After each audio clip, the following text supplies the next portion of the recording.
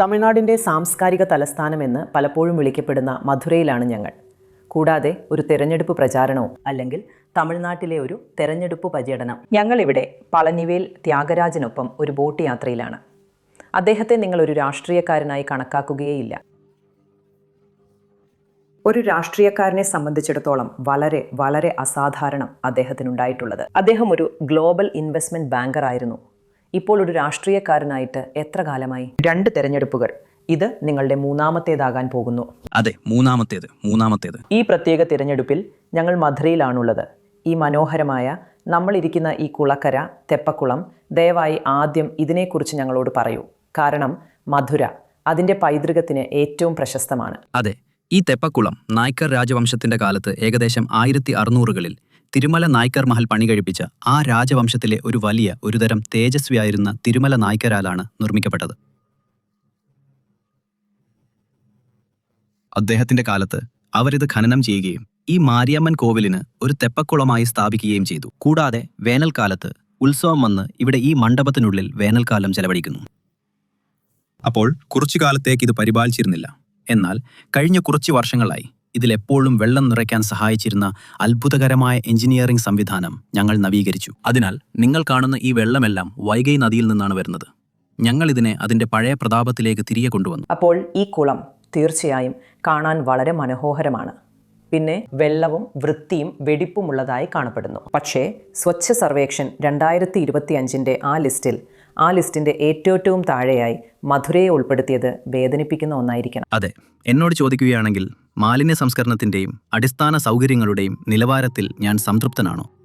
ഉത്തരം അല്ല എന്നാണ്. പക്ഷേ നിങ്ങൾക്കറിയാമായിരിക്കുമല്ലോ, അടിസ്ഥാന സൗകര്യ മാനേജ്മെന്റിന്റെ ശാപങ്ങളിലൊന്ന് നഗരത്തിന് പഴക്കം കൂടുന്തോറും ഈ പ്രശ്നങ്ങൾ ഉണ്ടാകാനുള്ള സാധ്യത കൂടുതലാണ് എന്നതാണ്. പിന്നെ എനിക്ക് തോന്നുന്നു, സാംസ്കാരികമായി നിങ്ങൾ പറഞ്ഞതുപോലെ മധുര ഒരു തലസ്ഥാനമാണ്. കാരണം അവിടെ 2000-ലധികം വർഷത്തെ തുടർച്ചയായ അധിവാസമുണ്ട്. അതുകൊണ്ട് പ്രത്യേകിച്ച് ഇതെന്റെ നിയോജക മണ്ഡലമല്ല. പക്ഷേ മധുര മീനാക്ഷി അമ്മൻ കോവിലുള്ള സ്ഥലം എന്റെ നിയോജക മണ്ഡലമാണ്. നഗരത്തിന്റെ ആ ഭാഗം നിങ്ങൾ എടുക്കുകയാണെങ്കിൽ അവിടെ ഒരുപാട് കാലമായി തുടർച്ചയായി ജനവാസമുണ്ട്. കുറഞ്ഞത് 2,000-3,000 വർഷമായി. അതുകൊണ്ട് അടിസ്ഥാന സൗകര്യങ്ങൾ ഒപ്പമെത്തിയിട്ടില്ല. പൊതുനയത്തിന്റെ കാര്യത്തിൽ നിങ്ങൾക്കറിയാമായിരിക്കും, ഗുണഭോക്താക്കളെ കണ്ടെത്തുക, പദ്ധതികൾ നടപ്പിലാക്കുക, വിദ്യാഭ്യാസം മെച്ചപ്പെടുത്തുക, മെച്ചപ്പെട്ട ആരോഗ്യം ഉറപ്പാക്കുക, ഇവയെല്ലാം ചെയ്യാൻ വളരെ എളുപ്പമാണ്. ചെയ്യാൻ ഏറ്റവും പ്രയാസമുള്ള കാര്യം വെള്ളം, ഭൂഗർഭ ഡ്രെയിനേജ്, മഴവെള്ള പരിപാലനം, മാലിന്യ നിർമ്മാർജ്ജനം എന്നിവയ്ക്കുള്ള അടിസ്ഥാന സൗകര്യങ്ങൾ നിർമ്മിക്കുക എന്നതാണ്. കാരണം ഇത് തുടർച്ചയായി സംയോജിപ്പിച്ച ഒരു സംവിധാനമാണ്.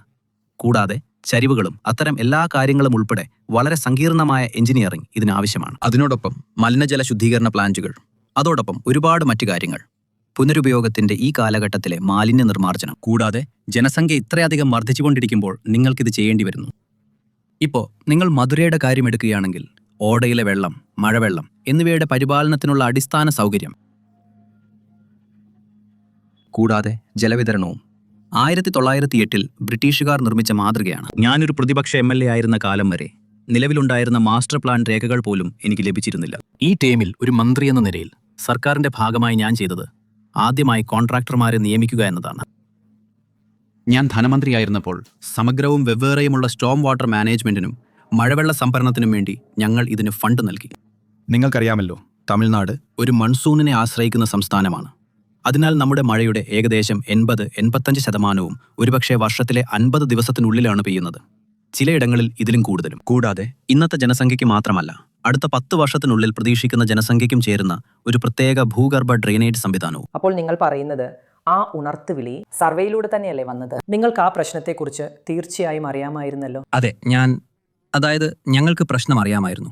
പക്ഷെ അതിന്റെ വ്യാപ്തി അറിയില്ലായിരുന്നു. അതിനൊരു മാസ്റ്റർ പ്ലാൻ ഞങ്ങളുടെ കയ്യിലില്ലായിരുന്നു. ഇപ്പോൾ ഞങ്ങൾക്ക് 2നും വിശദമായ പ്രോജക്റ്റ് റിപ്പോർട്ട് ലഭിച്ചിട്ടുണ്ട്. അതിലൊന്നിന് ഏകദേശം 3000 ചില്ലാനം കോടിയും മറ്റേതിന് 1000 ചില്ലാനം കോടിയുമാണ് ചെലവ്. മുഖ്യമന്ത്രി അദ്ദേഹത്തിന്റെ മഹാനുഭാവത്താൽ ഈ 2 DPRകളുടെയും ആദ്യഘട്ടം ഉടനടി ഏറ്റെടുക്കുമെന്ന് ഇതിനകം പ്രഖ്യാപിച്ചിട്ടുണ്ട്. മാതൃകാ പെരുമാറ്റച്ചട്ടം കാരണം ടെൻഡർ ഇതുവരെ നൽകിയിട്ടില്ലെങ്കിലും 2ഉം നഗരത്തിന്റെ ഹൃദയഭാഗത്തായിരിക്കും, ക്ഷേത്രം ഉൾക്കൊള്ളുന്ന ഭാഗത്ത്. കാരണം നിങ്ങൾ അകത്തുനിന്ന് പുറത്തേക്ക് പ്രവർത്തിച്ചു തുടങ്ങണം. കാരണം ഏറ്റവും കൂടുതൽ ജനസാന്ദ്രത അവിടെയാണ്. ഏറ്റവും കൂടുതൽ മലിനജലമോ മാലിന്യമോ ഉള്ളതും അവിടെയാണ്. സ്മാർട്ട് സിറ്റി പദ്ധതി ഇതിലേതെങ്കിലും കാര്യങ്ങൾ ശ്രദ്ധിക്കുന്നുണ്ടോ? കാരണം ഇപ്പോഴും ആ പരാതികൾ വന്നുകൊണ്ടിരിക്കുകയാണല്ലോ, അല്ലേ? അതെ, സ്മാർട്ട് സിറ്റി ഏറ്റവും വലിയൊരു തട്ടിപ്പായിരുന്നു. ഞാൻ ഇന്ത്യ ഗവൺമെന്റിനെ കുറ്റപ്പെടുത്തുക പോലുമല്ല. ഞാൻ പറയുന്നത് ഇവിടെ ഉണ്ടായിരുന്ന മന്ത്രിമാർ സ്മാർട്ട് സിറ്റി പണം എല്ലാത്തരം അനാവശ്യമായ ഹീനമായ കാര്യങ്ങൾക്കായി ചെലവഴിച്ചു എന്നാണ് ഒരു പ്രത്യേക ഉദാഹരണം ഉൾപ്പെടെ.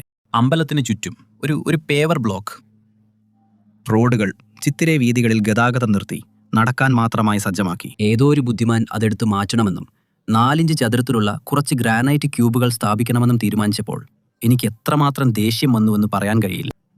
അത് മണ്ടത്തരത്തിന്റെ അങ്ങേയറ്റമായിരുന്നു. അവർ അടിയിലുണ്ടായിരുന്ന പുഴമണൽ എടുത്തു മാറ്റി, എന്നിട്ട് കോൺക്രീറ്റ് ചെയ്തു. അത് ഒരു കുറ്റകരമായ പാഴാക്കലായിരുന്നു. അത് മാന്യമായ ഒരു ഫലത്തെ അതിക്രൂരമായ ഒരു മോശം ഫലമാക്കി മാറ്റി. സ്മാർട്ട് സിറ്റി ഞങ്ങൾക്ക് വേണ്ടി തീർത്തും ഒന്നും ചെയ്തില്ല.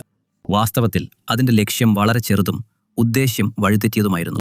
പെരിയാർ ബസ് സ്റ്റാൻഡ് പോലെ അത് മാറ്റി മാരുതക്കുന്നിയിലേക്ക് കൊണ്ടുപോകാനായിരുന്നു ഉദ്ദേശിച്ചിരുന്നത്. പക്ഷേ അതിലൂടെ പോകുന്ന റോഡുകൾ തടസ്സപ്പെടുത്തുന്ന രീതിയിൽ അത് പുനർനിർമ്മിക്കാൻ അവർ തീരുമാനിച്ചു. അതുകൊണ്ട് അതിഭീകരമായ ആസൂത്രണത്തിന്റെ പ്രത്യാഘാതങ്ങൾ നമ്മൾ അനുഭവിക്കുകയാണ്. നിർമ്മിച്ച പ്രധാന ഷോപ്പിംഗ് കോംപ്ലക്സുകൾക്ക് പരിസ്ഥിതി അനുമതി ലഭിച്ചില്ല. ഞങ്ങൾക്കത് പാട്ടത്തിന് കൊടുക്കാൻ കഴിയുന്നില്ല. ഹെറിറ്റേജ് മാർക്കറ്റ് അല്ലേ? അതെ, ഞങ്ങൾക്കത് പാട്ടത്തിന് കൊടുക്കാൻ കഴിയുന്നില്ല. നിങ്ങൾ തെരുവ് നായ്ക്കളെ പരിപാലിച്ചിട്ടുള്ള ഒരാളാണ്. കൂടാതെ നിങ്ങൾ തീർച്ചയായും ഒരു മൃഗസ്നേഹിയാണ്. ഒരു നഗരത്തിലെ ശുചിത്വം അവിടുത്തെ തെരുവ് നായ്ക്കളുടെ എണ്ണത്തിൽ വ്യക്തമായി പ്രതിഫലിക്കും. കൂടാതെ രാജ്യത്തെ എല്ലാ നഗരങ്ങളിലും, എന്തിന് സത്യത്തിൽ ഗ്രാമപ്രദേശങ്ങൾ ഇതുമായി മല്ലിടുകയാണ്. സത്യത്തിൽ ഞാൻ പറയും തെരുവ് നായ്ക്കളുടെ പ്രശ്നം വളരെ സവിശേഷമായ ഒരു പ്രശ്നമാണെന്ന്. ഇത് ഭരണപരാജയത്തിന്റെയും കോവിഡിന്റെ 2 വർഷത്തെ ലോക്ക്ഡൌണിന്റെ അനന്തരഫലങ്ങളുടെയും ഏറ്റവും വ്യക്തമായ ഉദാഹരണമാണ്. യഥാർത്ഥത്തിൽ അപ്പോഴാണ് പ്രശ്നം കൈവിട്ടുപോയത്. 2 വർഷം മറ്റെല്ലാവരും അടച്ചിരിപ്പിലാവുകയും ആരും ഒന്നിനെയും തൊടാതിരിക്കുകയും ചെയ്തപ്പോൾ നായകളുടെ എണ്ണം ക്രമാതീതമായി വർദ്ധിച്ചു. ഞങ്ങളുടെ വകുപ്പുകളിൽ ഞങ്ങൾ കണക്കുകൾ പരിശോധിച്ചുകൊണ്ടിരിക്കുകയാണ്. നായ്ക്കളുടെ എണ്ണവുമായി താരതമ്യപ്പെടുത്തുമ്പോൾ ABC-യുടെ നിരക്ക് തികച്ചും താളം തെറ്റിയതിനാൽ ABC-ക്ക് ഇത് താങ്ങാനാവുന്നതിലും അപ്പുറമായെന്ന് വ്യക്തമാണ്. ബ്ലൂ ക്രോസ് പോലുള്ളവരുടെ കയ്യിൽ ആ സ്ഥിതിവിവര കണക്കുകളുണ്ട്. ഞാനൊരു മൃഗസ്നേഹിയായതുകൊണ്ട് ഞാൻ പ്രത്യേക താല്പര്യമെടുത്ത് അത് കണ്ടെത്തി. തമിഴ്നാടിന്റെ പ്രശ്നമല്ല, മധുരയിലെ പ്രശ്നമല്ല, ഇന്ത്യയുടെ പ്രശ്നവുമല്ല. ലോകമെമ്പാടും ഭരണമാതൃക പരാജയപ്പെടുകയാണ്. കാരണം സർക്കാരുകൾ വേണ്ടത്ര നിക്ഷേപം നടത്തുന്നില്ല. ഡാറ്റാ പ്ലാറ്റ്ഫോമുകൾ പോലുള്ള കാര്യങ്ങളിലും ഭരണനിർവഹണം കാര്യക്ഷമമാക്കുന്നതിനും. കാരണം അതൊരു വിൽക്കാൻ കഴിയുന്നൊരു രാഷ്ട്രീയ കാര്യം. രാഷ്ട്രീയത്തിൽ മറ്റു കാര്യങ്ങൾ ചെയ്യാൻ വളരെ എളുപ്പമാണ്. ഞാൻ കരുതി IT-യും ഡിജിറ്റലും അല്ലേ? പല അർത്ഥത്തിലും ഏറ്റവും വിൽക്കാൻ കഴിയുന്നതായിരുന്നു. കൂടാതെ ഇല്ല, പക്ഷേ നിങ്ങളെന്ത്? അല്ല, നിങ്ങളതല്ല. നിങ്ങൾ എന്താണ് വിൽക്കുന്നത്? സർക്കാരിന്റെ ഡാറ്റാ പ്ലാറ്റ്ഫോം മെച്ചപ്പെടുത്തുന്നതിനായി 1000 കോടി രൂപ നിക്ഷേപിച്ചാൽ മെച്ചപ്പെട്ട ഭരണമുണ്ടാകുമെന്നാണ് നിങ്ങൾ വിൽക്കുന്നത്. അതിന് നിങ്ങൾക്ക് എവിടെ നിന്ന് വോട്ട് കിട്ടും? ഞാൻ നിങ്ങൾക്ക് ഈ പദ്ധതി തരാം. ഞാൻ ആ പ്രോജക്റ്റ് ചെയ്യാം. ഞാൻ ഈ റോഡ് നിർമ്മിക്കും. ഞാൻ നിങ്ങൾക്ക് ആ വെള്ളം തരാം എന്ന് പോയി പറയുന്നത് വളരെ എളുപ്പമാണ്. അതുകൊണ്ട് ഇത് ലോകമെമ്പാടുമുള്ളതാണ്. ഇത് നമുക്ക് മാത്രമുള്ള ഒന്നല്ല. വാസ്തവത്തിൽ അതിനെക്കുറിച്ച് ഒരു പുസ്തകം എഴുതാൻ എനിക്കൊരു കരാറുണ്ട്. എന്നാൽ വിശാലമായി പറഞ്ഞാൽ രാഷ്ട്രീയ വ്യവഹാരങ്ങളിലെ തള്ളലും വലിക്കലും വളരെ ആക്രമണാത്മകവും സോഷ്യൽ മീഡിയയും തൽക്ഷണ സംതൃപ്തിയും കൊണ്ട് വളരെയധികം രൂപപ്പെട്ടതിനാൽ കാലത്തിനൊപ്പം മുന്നോട്ടു പോകാൻ കഴിയുമെന്ന് പ്രതീക്ഷിക്കുന്നതിന്റെ ഒരു പ്രധാന ഘടകമായ ഡിജിറ്റലൈസേഷൻ ഉൾപ്പെടെയുള്ള ഗൗരവമേറിയ ഭരണപരമായ വിഷയങ്ങളിൽ വളരെ കുറച്ച് ജോലികൾ മാത്രം നടക്കുന്നതുകൊണ്ട് ജനാധിപത്യ ഭരണമാതൃക പരാജയപ്പെടുകയാണ്. നിങ്ങൾ വന്നപ്പോൾ ഇതൊരു വലിയ പ്രശ്നമാണ്, അല്ലേ? ഞാൻ പറഞ്ഞു വരുന്നത് ആ പ്രശ്നത്തിൽ നായകളുടെ പ്രശ്നം ഒരു പെർഫെക്റ്റ് സ്റ്റോമിന്റെ മികച്ച ഉദാഹരണമാണ്. അതായത് മറ്റെല്ലാവരും ലോക്ക്ഡൌണിലായിരുന്നപ്പോൾ നായകളെ വന്ധ്യംകരിച്ചിരുന്നില്ല. അവയുടെ എണ്ണം പെരുകുകയും ചെയ്തു. നിങ്ങൾ പ്രചാരണത്തിന് പോകുമ്പോഴോ അല്ലെങ്കിൽ നിങ്ങൾക്കറിയാമല്ലോ ഒരു പ്രചാരണം പിന്തുടരാൻ പോകുമ്പോഴോ ആളുകൾ ഈ വിഷയങ്ങളെക്കുറിച്ച് നിങ്ങളോട് സംസാരിക്കാറുണ്ടോ? അതെ, ഞാൻ അതായത് ഓരോ 6 മാസം കൂടുമ്പോഴും ഞാൻ റിപ്പോർട്ട് പുറത്തിറക്കുന്ന രീതിയിൽ ഞാൻ വ്യത്യസ്തനാകാൻ ശ്രമിച്ചിട്ടുണ്ട്. എന്തെല്ലാം പരാതികൾ വന്നു, ഞാൻ എന്തെല്ലാം ചെയ്തു, ചെയ്യാൻ എളുപ്പമുണ്ടായിരുന്നത് എന്തായിരുന്നു, എന്താണ് ചെയ്യാതിരുന്നത്, എന്താണ് ഇനിയും ചെയ്യാനായി ബാക്കിയുള്ളത് എന്നതിനെക്കുറിച്ച് സംസാരിക്കുന്ന. കൂടാതെ മണ്ഡലത്തിലൂടെ നടക്കുകയും ആളുകളുമായി ഇടപഴകുകയും ചെയ്യുന്ന ഒരു പതിവ് എനിക്കുണ്ടായിരുന്നു. അതുകൊണ്ട് ഞാൻ എൻ്റെ കഴിവിൻ്റെ പരമാവധി ശ്രമിച്ചിട്ടുണ്ട്. ഇത് ഞാൻ പ്രതിപക്ഷ MLA ആയിരുന്നപ്പോഴുമായിരുന്നു. അന്നത്തെ ഏറ്റവും വലിയ വ്യത്യാസം, ഞാൻ പ്രതിപക്ഷ MLA ആയിരുന്നപ്പോൾ പല കാരണങ്ങളാൽ തദ്ദേശ സ്വയംഭരണ സ്ഥാപനങ്ങളിലേക്കുള്ള തിരഞ്ഞെടുപ്പ് നടന്നിരുന്നില്ല. അതിനാൽ കൗൺസിലർമാർ ഉണ്ടായിരുന്നില്ല എന്നതായിരുന്നു. മേയർ ഉണ്ടായിരുന്നില്ല, കോർപ്പറേഷൻ കൗൺസിൽ ഉണ്ടായിരുന്നില്ല. അതുകൊണ്ട് കോർപ്പറേഷൻ കൗൺസിലർമാരുടെ ജോലിയും ഞാൻ ചെയ്തിരുന്നു. ഇപ്പോൾ നമ്മൾ തെരഞ്ഞെടുപ്പ് നടത്തി.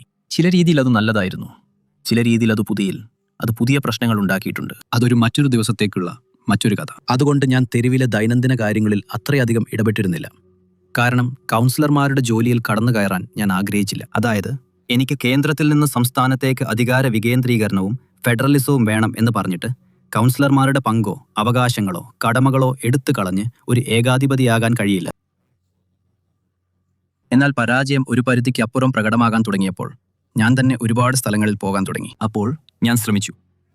നിങ്ങൾ സംസാരിച്ച അതേ ഫെഡറലിസത്തിന്റെ കാര്യത്തിൽ ഏറ്റവും കൂടുതൽ ശബ്ദമുയർത്തുന്നവരിൽ ഒരാളാണ് നിങ്ങൾ. അതെ അതെ നമ്മൾ അർഹിക്കുന്ന തരത്തിലുള്ള വിഭവങ്ങൾ കേന്ദ്രം നമുക്ക് നൽകുന്നില്ല എന്ന്. അതെ. അതൊരു തെരഞ്ഞെടുപ്പ് വിഷയമായി മാറുന്ന ഒന്നാണോ? അത് ജനങ്ങളുടെ മനസ്സിലേക്കും കടന്നു ചെന്ന ഒന്നാണോ?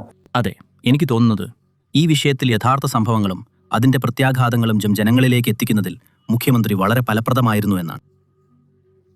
ഫണ്ടുകൾ തടഞ്ഞുവെക്കുന്നതിലോ ഗവർണറെ കൊണ്ട് ഞങ്ങളുടെ ബില്ലുകൾ പാസാക്കാൻ അനുവദിക്കാത്തതിലോ അതുപോലുള്ള മറ്റു കാര്യങ്ങളിലോ ഇന്ത്യ ഗവൺമെന്റിന്റെ ഭാഗത്തുനിന്നുള്ള നിയമവിരുദ്ധമോ ധാർമ്മിക വിരുദ്ധമോ ആയ പ്രവർത്തനങ്ങൾ എന്തെല്ലാമാണ്? ജനങ്ങളുടെ ജീവിതത്തിൽ അതിന്റെ പ്രത്യാഘാതങ്ങൾ എന്തൊക്കെയാണ്, അല്ലേ? ഉദാഹരണത്തിന്, സമഗ്ര ശിക്ഷാ ഫണ്ടുകളിൽ 2800 കോടിയിൽ പരം രൂപയുണ്ട്.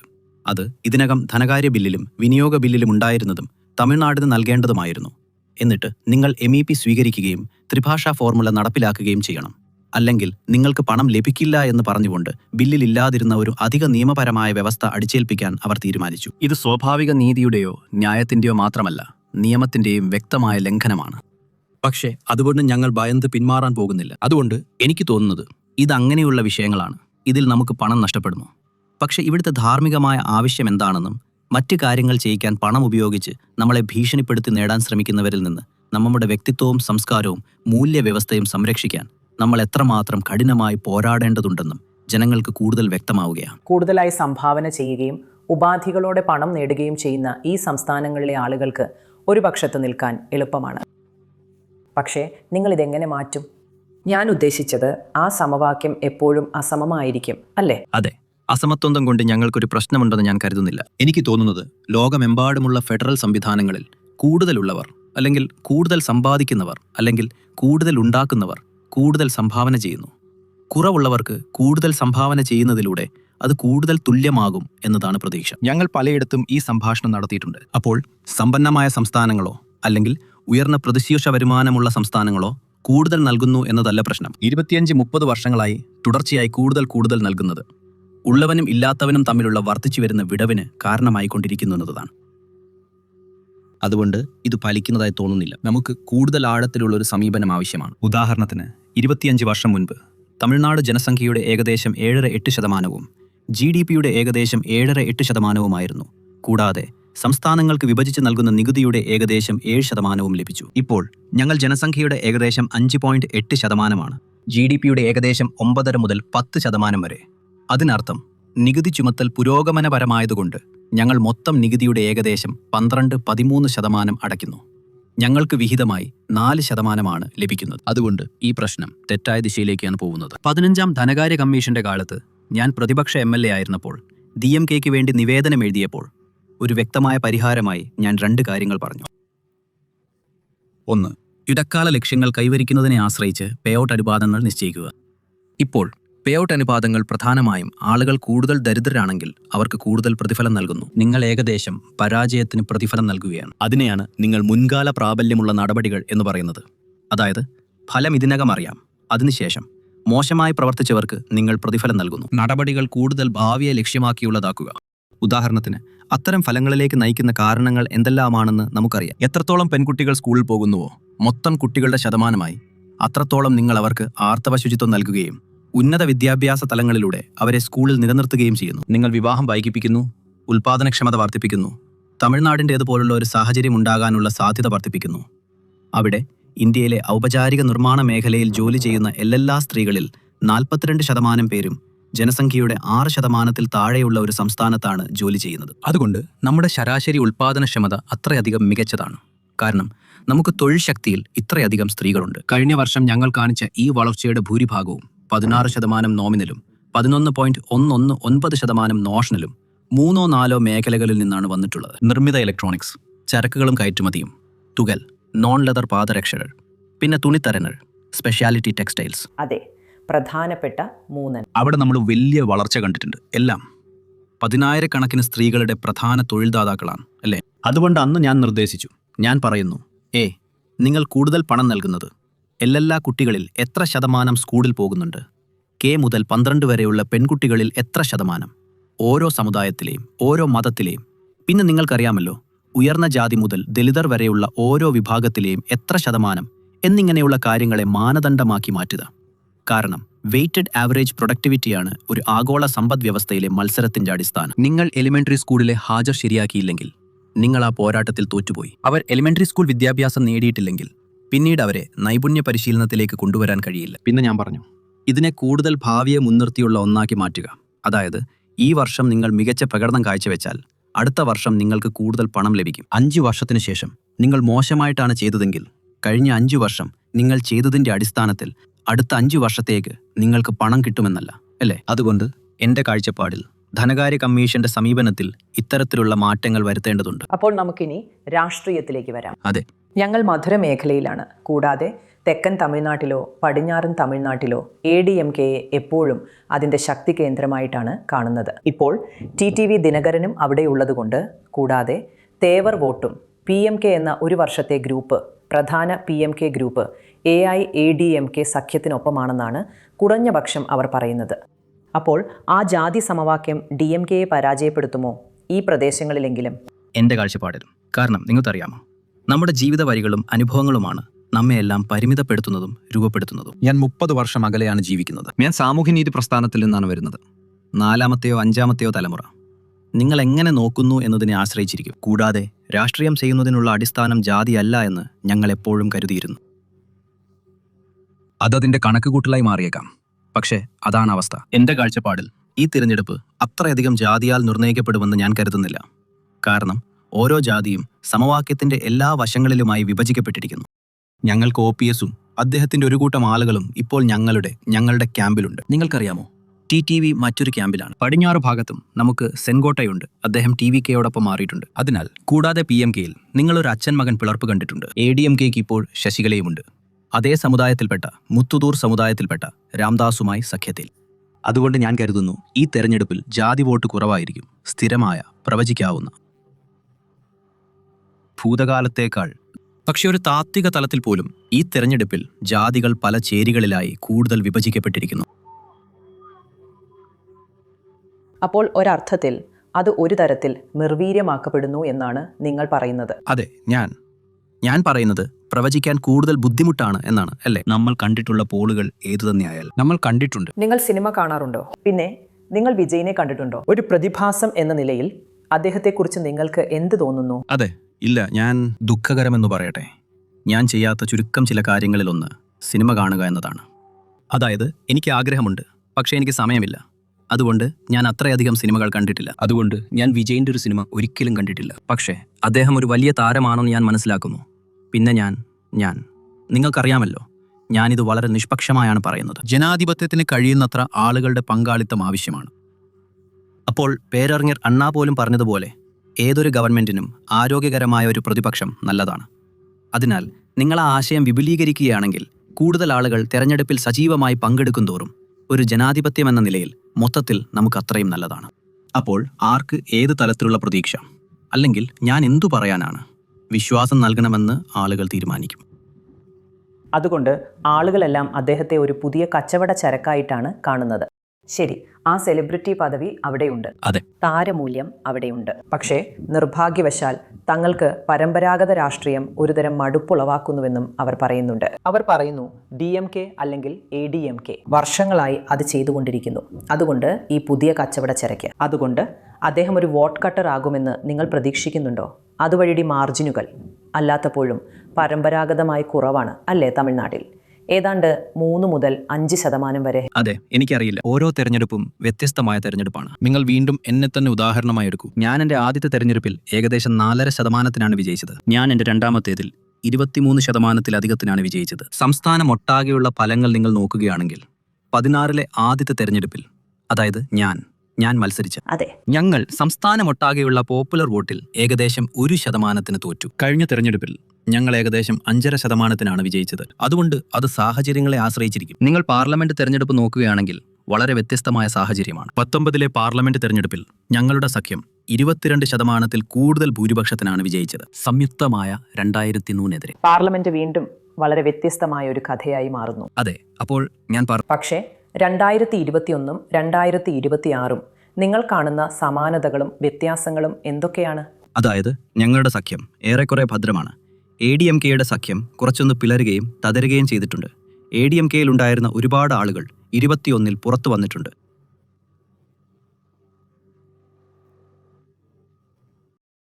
മറ്റൊരു രീതിയിൽ 21 വരെ ഞങ്ങൾക്ക് പ്രധാനമായും പ്രതിപക്ഷമായി മാത്രമേ പ്രവർത്തിക്കാൻ കഴിഞ്ഞിരുന്നുള്ളൂ. കാരണം ഞങ്ങൾ 10 വർഷമായി പ്രതിപക്ഷത്തായിരുന്നു. അതുകൊണ്ട് ഞങ്ങൾക്ക് മറ്റുള്ളവരെ വിമർശിക്കാനും ഞങ്ങൾ എന്ത് ചെയ്യാൻ പോകുന്നുവെന്ന് പറയാനും സാധിച്ചിരുന്നു. 26-ൽ ഞങ്ങൾ 5 വർഷം ഭരണം പൂർത്തിയാക്കും.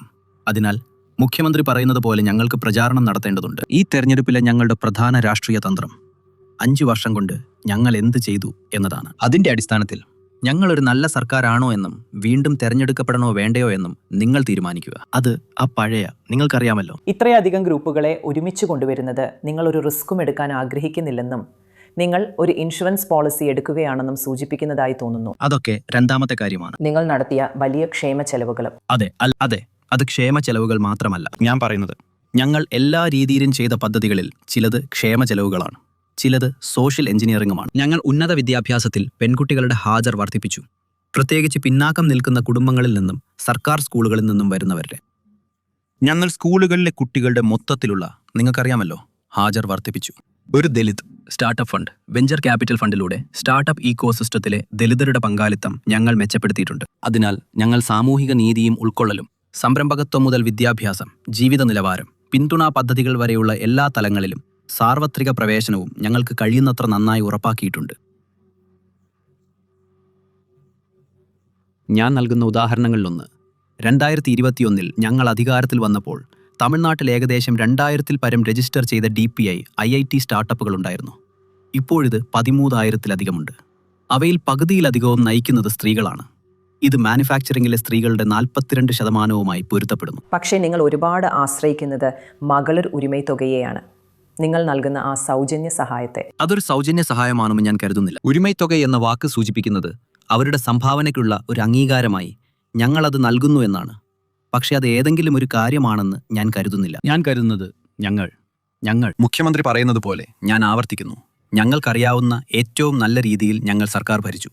അസാധാരണമാം വിധം നല്ല ഡാറ്റ ഉപയോഗിച്ച് മുൻപുണ്ടായിരുന്ന ഏതൊരു സർക്കാരിനേക്കാളും മികച്ചത്, തുല്യമായ പ്രവേശനവും സാർവത്രിക പ്രവേശനവും നവും സാമൂഹിക നീതിയും എന്ന ഞങ്ങളുടെ പ്രഖ്യാപിത ലക്ഷ്യങ്ങൾ കൈവരിക്കുന്നതിന് പദ്ധതികൾ എങ്ങനെ രൂപകൽപ്പന ചെയ്യാമെന്നും നടപ്പിലാക്കാമെന്നും വളരെ ആലോചിച്ച്, ഉദാഹരണത്തിന് കോളേജിൽ പ്രവേശിക്കുന്ന പെൺകുട്ടികളുടെ അനുപാതം മെച്ചപ്പെടുത്തുന്നതിനും, അല്ലെങ്കിൽ നിങ്ങൾക്കറിയാമല്ലോ പാവപ്പെട്ട കുടുംബങ്ങൾക്ക് പോഷകാഹാരമോ സൗജന്യ ബസ് യാത്രയോ ലഭ്യമാക്കുന്നതിനും, നഗരങ്ങളിലെ തൊഴിൽ വിപണി മെച്ചപ്പെടുത്തുന്നതിനും, സ്ത്രീകൾക്ക് നിങ്ങൾക്കറിയാമല്ലോ താരതമ്യേന കുറഞ്ഞ ചെലവിൽ സൗജന്യമായി യാത്ര ചെയ്യാനുള്ള സൗകര്യം നൽകിക്കൊണ്ട്. നിങ്ങൾക്കറിയാമല്ലോ നഗരങ്ങൾ നിങ്ങൾക്കറിയാവുന്നതുപോലെ വലിയ തോതിൽ കാര്യക്ഷമമായ തൊഴിൽ വിപണികളാണ്.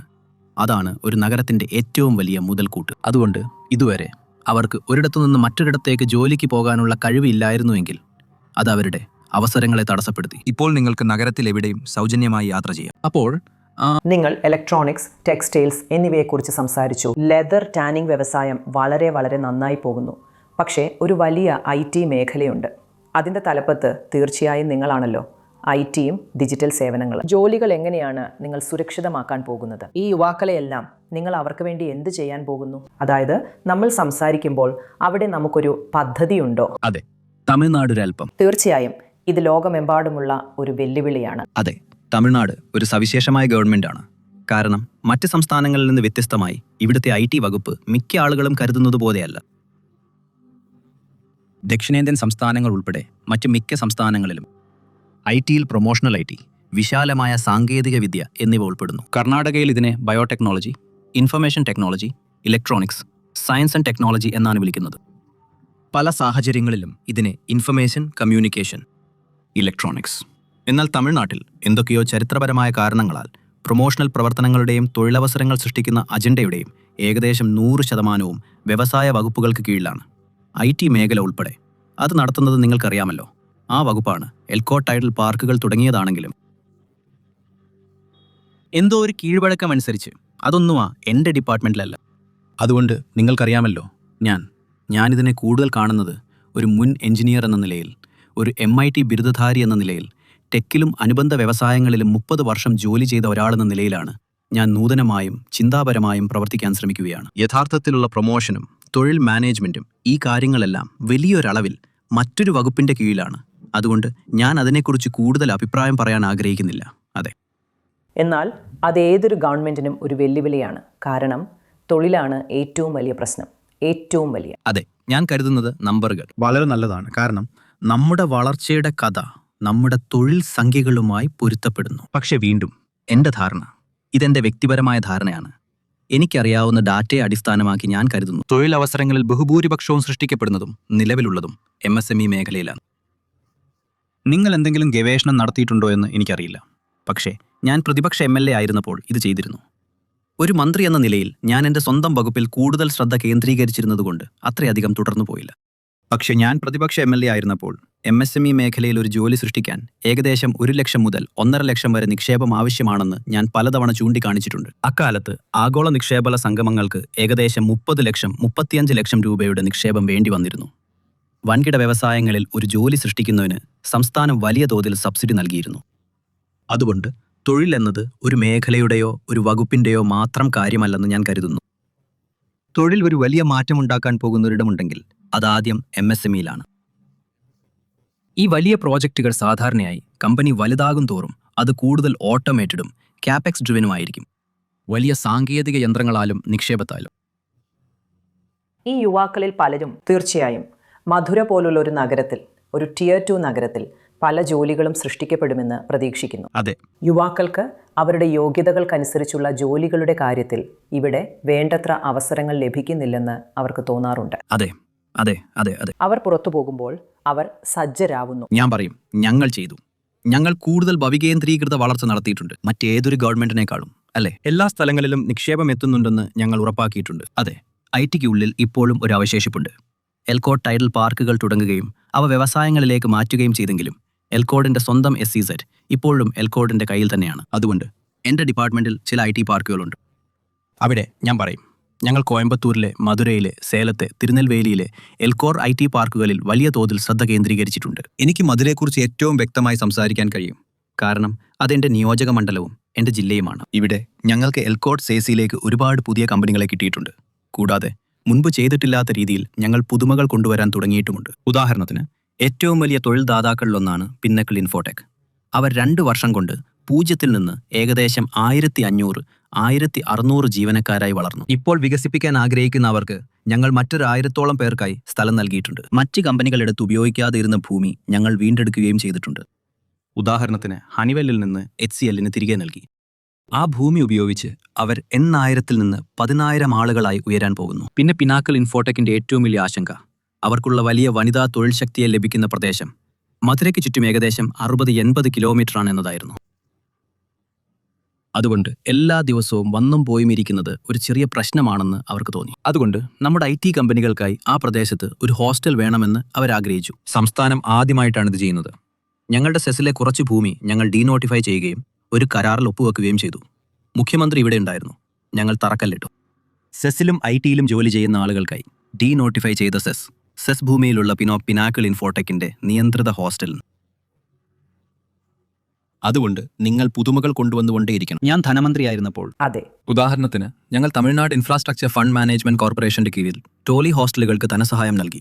കൂടാതെ സെമികണ്ടക്ടർ വ്യവസായം, ടാറ്റ ഇലക്ട്രോണിക്സ് വ്യവസായങ്ങൾ, ഫോക്സ്കോൺ എന്നിവയ്ക്കായി നിർമ്മിച്ച വലിയ വനിതാ ഹോസ്റ്റലുകൾക്കും ധനസഹായം നൽകി. ഇവയ്ക്കെല്ലാം ആ സ്ഥാപനത്തിൽ നിന്നാണ് ഞങ്ങൾ പണം നൽകിയത്. അതുകൊണ്ട് കൂടുതൽ ജോലികൾ ഒരു വികേന്ദ്രീകൃത സമീപനത്തിലേക്ക് എത്തിക്കാനുള്ള വഴികൾ കണ്ടെത്താനായി ഞങ്ങൾ പുതുമകൾ കൊണ്ടുവന്നുകൊണ്ടേയിരിക്കുന്നു. കാരണം ഇതെല്ലാം ചെന്നൈയിലോ വടക്കൻ ജില്ലകളിലോ ഒതുങ്ങാൻ ഞങ്ങൾ ആഗ്രഹിക്കുന്നില്ല. പിന്നെ അതേസമയം ഞങ്ങൾക്ക് കുറവുകളുണ്ടെങ്കിലും അതെ, ഞങ്ങൾ ഏതൊരു സർക്കാരിനേക്കാളും വളരെ മികച്ചതാണെന്നും കഴിഞ്ഞ 5 വർഷത്തിനുള്ളിൽ ഞങ്ങൾക്ക് വളരെ മികച്ച രീതിയിൽ വിതരണം ചെയ്യപ്പെട്ട ഒരു ഫലം ലഭിച്ചിട്ടുണ്ടെന്നും ഞാൻ പറയും. ഈ മേഖലകളിൽ പലതിലും ഞാൻ പറയുന്നത് ഒരുപക്ഷെ തൊഴിൽ പിരമിഡിന്റെ താഴത്തെ തട്ടിൽ എന്ന് പറയാം. ഇപ്പോൾ മറ്റ് സംസ്ഥാനങ്ങളിൽ നിന്നുള്ള ആളുകൾ വരുന്നുണ്ട്. അതൊരു പരിധിവരെ നീരസമുണ്ടാക്കാൻ തുടങ്ങിയിട്ടുണ്ട്, അല്ലേ? തീർച്ചയായും നിങ്ങളുടെ വ്യാവസായിക മേഖലകളിൽ, ഇലക്ട്രോണിക് സിറ്റിയിലും മറ്റ് സ്ഥലങ്ങളിലും യഥാർത്ഥത്തിൽ ഞാനും കരുതുന്നു ഒരു നയം എന്ന നിലയിൽ നമ്മൾ ചിന്തിക്കേണ്ട ഒരു കാര്യമാണോ അത്? ശരി, ഞങ്ങൾ പ്രതിപക്ഷത്തായിരുന്ന കാലം മുതൽ, പ്രത്യേകിച്ച് കോവിഡ് കാരണം, മറ്റ് സംസ്ഥാനങ്ങളിൽ നിന്ന് എത്ര ആളുകൾ ഇവിടെ താൽക്കാലികമായി ജോലി ചെയ്യുന്നുണ്ടായിരുന്നു എന്ന് അത് ഞങ്ങൾക്ക് ആദ്യമായി വ്യക്തമാക്കി തന്നു. അതുകൊണ്ട് ഞങ്ങളുടെ ഗവൺമെന്റിന്റെ ആദ്യ നാളുകൾ മുതൽ അവരെ ഇവിടെ നന്നായി പരിപാലിക്കുന്നതിനായി ആരോഗ്യപരമായും പോഷകാഹാരപരമായും അവർ തങ്ങളുടെ കുട്ടികളെ ഇങ്ങോട്ട് കൊണ്ടുവരാൻ തീരുമാനിക്കുകയാണെങ്കിൽ അവരുടെ കുട്ടികൾക്ക് ഇവിടെ സ്കൂളിൽ പോകാനും വേണ്ടിയുള്ള സഹായ സംവിധാനങ്ങളും പ്രവർത്തന രീതികളും ഉണ്ടാക്കാൻ ഞങ്ങൾ പ്രത്യേകം മുൻകൈ എടുത്തിട്ടുണ്ട്. ക്ഷേമത്തിനായി മുമ്പെങ്ങുമില്ലാത്ത വിധം ഞങ്ങൾ കൂടുതൽ ചെയ്തിട്ടുണ്ടെന്ന് ഞാൻ പറയും. ഇവിടെ മഹാരാഷ്ട്രയിലേതുപോലുള്ള ഒരു സാഹചര്യം ഉണ്ടാകില്ലേ? അതെ, ഇല്ല. നിൽക്കൂ, ഇല്ല. ഞാൻ ഗവൺമെന്റിന്റെ കാര്യം മാത്രമാണ് പറയുന്നത്. സാംസ്കാരികമായി ഞാൻ പറയുന്നത് തമിഴ്നാടിന്റെ വലിയ സൗഭാഗ്യമെന്നത് ഞങ്ങൾ ആയിരക്കണക്കിന് വർഷങ്ങളായി ഒരു സമുദ്രസഞ്ചാര ജനതയായിരുന്നു. ഞങ്ങൾക്ക് എപ്പോഴും ഒരു ആഗോള കാഴ്ചപ്പാടുണ്ടായിരുന്നു എന്നതാണ്. ഈ വഴിക്ക് ഇവിടെ നിന്ന് അധികം ദൂരെയല്ലാത്ത കീഴടിയിൽ BC 200 കാലഘട്ടത്തിലേക്കുള്ള ഉത്ഖനനങ്ങളിൽ നിന്ന് റോമൻ നാണയങ്ങൾ കണ്ടെത്തിയിട്ടുണ്ട്. ഞങ്ങൾ അത്രയും ദൂരെ വ്യാപാരം നടത്തിയിരുന്നു. ഇപ്പോൾ തന്നെ നിങ്ങൾ തമിഴ് ബ്രാഹ്മി ലിപികളെക്കുറിച്ച് കേട്ടിട്ടുണ്ടാവും. അതെ, ഈജിപ്ഷ്യൻ പിരമിഡുകളിൽ. അതുകൊണ്ട് ഞങ്ങളുടെ ചിന്താഗതി എപ്പോഴും അതുമൂരെ യാവരും കളിയറെന്നതായിരുന്നു. മെച്ചപ്പെട്ട ഒരു ജീവിതമുണ്ടാക്കാൻ ഇവിടെ വരുന്ന എല്ലാവരും, സഹായിക്കാൻ ഇവിടെയുള്ള എല്ലാവരും. നിങ്ങൾക്കറിയാമല്ലോ നമ്മുടെ സമ്പദ് വ്യവസ്ഥയെ. അത് ശരിയാണ്. കൂടാതെ വിദ്യാർത്ഥികളും. തമിഴ്നാട് ഒരുപാട് വിദ്യാർത്ഥികളെ ആകർഷിക്കുന്നുണ്ട്. നിങ്ങൾ സ്റ്റുഡന്റ് ലോൺ ഡാറ്റ നോക്കുകയാണെങ്കിൽ ഏകദേശം 40-45% കോളേജ് സ്റ്റുഡന്റ് ലോണുകളും ഉത്ഭവിച്ചത് തമിഴ്നാട്ടിൽ നിന്നാണ്. ഒരു പരിധിവരെ അതിന് കാരണം ഞങ്ങൾക്ക് സാമ്പത്തികമായി മെച്ചപ്പെട്ട ആളുകളുണ്ട്, ഉയർന്ന എൻറോൾമെന്റ് ഉണ്ട്, നല്ല സാമ്പത്തിക സ്ഥിതിയുള്ള സ്ഥലങ്ങളിലെ ബാങ്കുകളിൽ നിന്ന് മെച്ചപ്പെട്ട ക്രെഡിറ്റ് ലഭിക്കുന്നതുമാണ്. ഒരു പരിധിവരെ അതിന് കാരണം സംസ്ഥാനത്തിന് പുറത്തുനിന്നുള്ള ഒരുപാട് വിദ്യാർത്ഥികൾ ഇവിടുത്തെ വലിയ വിദ്യാഭ്യാസ സ്ഥാപനങ്ങളിലേക്ക് വരുന്നതുകൊണ്ടാണ്. SRMകൾ, VITകൾ, ശിവനാടാർമാർ. നിങ്ങൾക്കറിയാമല്ലോ, അനേകം സ്വകാര്യ സർക്കാർ IITകൾ, NITകൾ. അതുകൊണ്ട് ഞങ്ങൾക്ക് വളരെ ആഗോളമായൊരു ചിന്താഗതിയുണ്ട്. ഞങ്ങൾക്ക് വളരെ കോസ്മോപൊളിറ്റനായൊരു ചിന്താഗതിയുണ്ട്. എന്നിട്ടും കൂടാതെ ഇല്ല. ഇടയ്ക്കിടയ്ക്ക് ആരെങ്കിലും ഇവിടെ ഒരു പ്രശ്നമുണ്ടാക്കാൻ ശ്രമിക്കാറുണ്ട്. അപ്പോൾ നിങ്ങൾക്കറിയാമല്ലോ, അതിനെ അതിന്റെ വേരിൽ തന്നെ തടയാൻ ശ്രമിക്കും. അവരൊരു ബിഹാറി പ്രശ്നമെന്ന് വിളിക്കപ്പെടുന്നത് നിർമ്മിക്കാൻ ശ്രമിച്ചപ്പോൾ നിങ്ങൾക്ക് ഓർമ്മയുണ്ടാകാം. ഒരിക്കൽ നിതീഷ് കുമാർ തന്നെ വരികയും നമ്മൾ ഒരുമിച്ച് അത് കെടുത്തുകയും ചെയ്തു. അടുത്തിടെ ചെന്നൈയിൽ എന്തോ ഒരു വലിയ പ്രശ്നമുണ്ടായി. അല്ലെങ്കിൽ ഏതോ ഒരു കുടുംബം കൊല്ലപ്പെട്ടു. ബിഹാറി തൊഴിലാളികൾ കൊലയാളികളും ബിഹാറികളായിരുന്നുവെന്ന് പിന്നീട് തെളിഞ്ഞു. അപ്പോൾ അവർക്കിടയിൽ എന്തോ പ്രശ്നമുണ്ടായിരുന്നു. അതൊരു മോശം പ്രശ്നമായിരുന്നു. പക്ഷേ അതൊരു കുറ്റകൃത്യമായിരുന്നു. പക്ഷെ ഞാൻ പറയുന്നത് യഥാർത്ഥത്തിൽ മറ്റ് സംസ്ഥാനക്കാർക്കെതിരായ ഒരു പ്രവണത ഇവിടെയില്ല. ശത്രുത. അതെ, തൊഴിലാളികൾ. അത് ഞങ്ങളുടെ രക്തത്തിലില്ല. ഞങ്ങൾ എല്ലാവരെയും സ്വാഗതം ചെയ്യുന്ന ആളുകളാണ്. കൂടാതെ ഞങ്ങളാണ് ഏറ്റവും കൂടുതൽ, എൻ്റെ അറിവിൽ, ആളോഹരി കണക്കനുസരിച്ച് ലോകമെമ്പാടുമുള്ള ഏറ്റവും വലിയ പ്രവാസി സമൂഹം ഒരുപക്ഷെ ഞങ്ങളായിരിക്കും. തമിഴ് പ്രവാസികൾ. ഭാഗികമായി ഞങ്ങൾക്ക് വിദ്യാഭ്യാസത്തിനുള്ള അവസരം ലഭിച്ചതുകൊണ്ടും ഭാഗികമായി വെസ്റ്റ് ഇൻഡീസ് പോലുള്ള ചരിത്രപരമായ കാര്യങ്ങൾ കൊണ്ടും. അതെ, തെക്കുകിഴക്കൻ ഏഷ്യ നിങ്ങൾക്കറിയാമല്ലോ, തമിഴ് ജനസംഖ്യയുള്ള ഒരുപാട് സ്ഥലങ്ങൾ. അല്ലെങ്കിൽ മൗറീഷ്യസ്, മാലിദ്വീപ്, സീഷൽസ്. അപ്പോൾ ഞാൻ സംസാരിച്ച ആദ്യമായി വോട്ട് ചെയ്യുന്നവരും സത്യത്തിൽ അവരുടെ പല ലെക്ചറർമാരും പറഞ്ഞത് ഹിന്ദിയുടെ രാഷ്ട്രീയ കാരണം ഞങ്ങൾക്ക് ആ ഭാഷ പഠിക്കാനുള്ള അവസരം നഷ്ടപ്പെട്ടു. പുറത്തു പോകുമ്പോൾ ഒരു ജീവിത നൈപുണ്യം എന്ന നിലയിൽ ഞങ്ങൾ ബുദ്ധിമുട്ട. നിങ്ങൾ ഹിന്ദി അടിച്ചേൽപ്പിക്കുന്നതിനെതിരെ ഒരു തരത്തിൽ പറഞ്ഞാൽ സംസാരിച്ചു. പക്ഷേ അതെ ഞാൻ ആ ന്യായത്തോട് യോജിക്കുന്ന ആളല്ല, അല്ലേ? ഇല്ലേ? അവർ പഠിക്കാൻ ആഗ്രഹിക്കുന്നത് പഠിക്കുന്നതിൽ നിന്ന് ഞങ്ങൾ ആരെയും ഒരിക്കലും തടഞ്ഞിട്ടില്ല. അത് വിഡ്ഢിത്തത്തിനും അപ്പുറമാണ്, അല്ലേ? നിങ്ങൾക്കൊരു ധാരണയുമില്ല. നിങ്ങൾക്ക് 5 വിഷയങ്ങളുണ്ടായിരുന്ന ഒരു സ്കൂൾ സംവിധാനത്തിലൂടെയാണ് നിങ്ങൾ കടന്നുപോയത്. അതിൽ 2 ഭാഷകളായിരുന്നു, തമിഴും ഇംഗ്ലീഷും. ഞാൻ പറയുന്നത് പ്രൈമറി സ്കൂളിലെ കാര്യമാണ്. ഇപ്പോൾ ഇന്ത്യ ഗവൺമെന്റ് പറയുന്നു ഞാനത് 6 വിഷയങ്ങളാക്കണമെന്ന്. അതെങ്ങനെയാണ് മികച്ച വിദ്യാഭ്യാസമാകുന്നതെന്ന് സൂചിപ്പിക്കാനുള്ള ഡാറ്റ എൻ്റെ കയ്യിലില്ലെന്ന് ഞാൻ പറയുന്നു. എനിക്ക് അതിനു വേണ്ട അധ്യാപകരില്ല. ഇത് പുതിയ കാര്യമല്ല. 1980കളിൽ ശ്രീമതി ഇന്ദിരാഗാന്ധി 2ാമത്തെ MEP ഒരു ബില്ലായി കൊണ്ടുവരാൻ ശ്രമിച്ചപ്പോൾ ആ ബില്ലിൽ പറയുന്നു, ആദ്യത്തെ MEP പറഞ്ഞത് നമുക്ക് ഒരു ത്രിഭാഷാ പദ്ധതി വേണമെന്നും എല്ലാ ഹിന്ദി ഇതര സംസ്ഥാനങ്ങളും ഒരു 3ാം ഭാഷ, കഴിയുന്നതും ഒരു ദ്രാവിഡ ഭാഷ പ്രോത്സാഹിപ്പിക്കണമെന്നുമാണ്. ഞാൻ ഉദ്ദേശിച്ചത് എല്ലാ ഹിന്ദി ഇതര സംസ്ഥാനങ്ങളും ഹിന്ദി പ്രോത്സാഹിപ്പിക്കണം. ഹിന്ദി സംസ്ഥാനങ്ങൾ ഒരു 3ാം ഭാഷ, കഴിയുന്നതും ദ്രാവിഡ ഭാഷ പ്രോത്സാഹിപ്പിക്കണം. അത് പ്രായോഗികമോ നടപ്പിലാക്കാൻ സാധിക്കുന്നതോ അല്ല. കാരണം UPയിലും ബീഹാറിലും രാജസ്ഥാനിലും ദ്രാവിഡ ഭാഷാ അധ്യാപകരില്ല. കൂടാതെ തമിഴ്നാട്ടിലും കേരളത്തിലും മറ്റെവിടെയൊക്കെ ആയാലും മതിയായ ഹിന്ദി അധ്യാപകരില്ല. ശരിയല്ലേ? തോന്നിയപടി നയങ്ങൾ വിളിച്ചു പറയാൻ എളുപ്പമാണെന്നാണ് ഞാൻ പറയുന്നത്. എനിക്കെൻ്റെ കാര്യം നോക്കാൻ പാകത്തിന് പല ഭാഷകൾ സംസാരിക്കാനും കുറച്ചെണ്ണം വായിക്കാനും കഴിയും. എൻ്റെ കുട്ടികൾക്കും കഴിയും. ഞങ്ങളെല്ലാവരും സാധ്യമായ ഇടങ്ങളിലെല്ലാം ഒരു ദ്വിഭാഷാ സംവിധാനത്തിലൂടെയാണ് കടന്നുപോയത്. എനിക്ക് ഏകദേശം 10ാം ക്ലാസ് വരെ CBSEയിൽ പഠിക്കേണ്ടി വന്നു. അതിനാൽ ഞാൻ ഏകദേശം 8ാം ക്ലാസ് വരെ ത്രിഭാഷാ പദ്ധതിയാണ് പഠിച്ചത്. എൻ്റെ കുട്ടികൾ ദ്വിഭാഷാ പദ്ധതിയിൽ മാത്രമാണ് പഠിച്ചത്. അവർ ഇന്റർനാഷണൽ ബോർഡുകളിലാണ് പഠിക്കുന്നതെങ്കിൽ അതുകൊണ്ട് ഞാൻ പറയുന്നത് നമ്മളൊരു ശൂന്യതയിലല്ല ജീവിക്കുന്നത് എന്നാണ്. നമ്മൾ ജീവിക്കുന്നത് ഡാറ്റയുടെയും നിങ്ങൾക്കറിയാമല്ലോ ഫലങ്ങളുടെയും ഒരു ലോകത്താണ്. ചെറുപ്രായത്തിൽ നിർബന്ധിത ത്രിഭാഷാ വിദ്യാഭ്യാസം വലിയ വിദ്യാഭ്യാസപരമായ നേട്ടങ്ങൾ നൽകുന്നു എന്നതിന് ഒരു ചരിത്രവുമില്ല. ഇന്ത്യയിൽ അത് തീർച്ചയായും ശരിയല്ല. UP-യിലോ ബീഹാറിലോ രാജസ്ഥാനിലോ മധ്യപ്രദേശിലോ ഗോവയിലോ ഗുജറാത്തിലോ ശരാശരി വിദ്യാഭ്യാസപരമായ ഫലം എന്താണ്? ഞാൻ 3 ഭാഷകൾ അടിച്ചേൽപ്പിക്കണം എന്നെന്തിനാണ് നിങ്ങൾ എന്നോട് പറയുന്നത്? ഒരിടത്തുമില്ല. ദക്ഷിണ പ്രചാർ ഹിന്ദി സഭ. ഹിന്ദി പ്രചാർ സഭയുടെ ആസ്ഥാനം ചെന്നൈയിലാണ്. അതിന് 2 ഓഫീസുകളുള്ള ഒരേ ഒരു സംസ്ഥാനം തമിഴ്നാടാണ്. അത് ഹിന്ദിയെ പ്രോത്സാഹിപ്പിക്കുന്നത് അതിന് ലഭിക്കാവുന്ന എല്ലാ ശക്തിയും ഉപയോഗിച്ചും ഇന്ത്യ ഗവൺമെന്റ് നൽകുന്ന എല്ലാ പണവും ഉപയോഗിച്ചുമാണ്. ഞാൻ ചെറുപ്പത്തിൽ പരീക്ഷകൾ എഴുതിയിട്ടുണ്ട്, പ്രാഥമിക, മധ്യമ തുടങ്ങിയവ. കാരണം ഞാനൊരു CBSE വിദ്യാർത്ഥിയായിരുന്നു. അത് ചെയ്യാൻ നിർബന്ധിതനായിരുന്നു. ഇപ്പോൾ അത് ചെയ്യാൻ ആഗ്രഹിക്കുന്ന ആരോടും ഞങ്ങൾ ഒരിക്കലും പഠിക്കരുത് എന്ന് പറഞ്ഞിട്ടില്ല. സത്യത്തിൽ ഞാൻ നിങ്ങൾക്കൊരു മികച്ച ഉദാഹരണം തരാം. ഡൽഹിയിലെ ഒരു മാഗസിനിൽ നിന്നുള്ള ഒരു റിപ്പോർട്ടറോട് വന്ന് എന്നെ ഇന്റർവ്യൂ ചെയ്യാൻ ആവശ്യപ്പെട്ടു. അദ്ദേഹം എന്നോട് പറഞ്ഞു, സർ, താങ്കൾക്കൊരു മോശം വാർത്തയുണ്ട്. ഞാൻ ചോദിച്ചു, അതെന്താണ്? അദ്ദേഹം പറഞ്ഞു, സംസ്ഥാനത്തുടനീളം ധാരാളം ഹിന്ദി സംസാരിക്കുന്നുണ്ട്. അപ്പോൾ ഞാൻ ചോദിച്ചു, അതെന്തുകൊണ്ടാണ് മോശമാകുന്നത്? അതൊരു രോഗം പടരുന്നത് പോലെയാണെന്നോ മറ്റോ ആണോ നിങ്ങൾ പറയുന്നത്? ഞാൻ പറയുന്നു, ഞാൻ കുട്ടികളെ ഹിന്ദി പഠിക്കാൻ നിർബന്ധിക്കില്ല. ആ കഴിവിൻ്റെ അധിക നേട്ടം എൻ്റെ സ്കൂൾ വിദ്യാഭ്യാസ മാതൃക മാറ്റുക, സ്കൂൾ സമയം കൂട്ടുകയോ മറ്റു വിഷയങ്ങൾ വെട്ടിക്കുറയ്ക്കുകയോ ചെയ്യുക, ശരിയായ അധ്യാപകരെ കണ്ടെത്തുക, അവരെ പരിശീലിപ്പിക്കുക തുടങ്ങിയ നിരവധി സങ്കീർണതകൾക്ക് തക്ക മൂല്യമുള്ളതല്ല. എൻ്റെ കുട്ടികൾ മത്സരിക്കണമെന്ന് ഞാൻ ആഗ്രഹിക്കുന്ന തൊഴിലവസരങ്ങൾ തമിഴ്നാട്ടിലോ ലോകത്തോ ആണ്, ഉത്തർപ്രദേശിലല്ല. ശരിയല്ലേ? അതുകൊണ്ട് കുട്ടികളെ ഹിന്ദി പഠിക്കാൻ നിർബന്ധിക്കുന്നതിൽ ഞാൻ ഒരു നേട്ടവും കാണുന്നില്ല. ഹിന്ദി വ്യാപകമായി ഉപയോഗത്തിലുണ്ടെന്ന് വിപണി തീരുമാനിച്ചുവെന്ന് നിങ്ങൾ പറയുകയാണെങ്കിൽ അങ്ങനെയാകട്ടെ. അതെന്തുകൊണ്ടാണ് ഒരു നെഗറ്റീവ് ആവുന്നത്?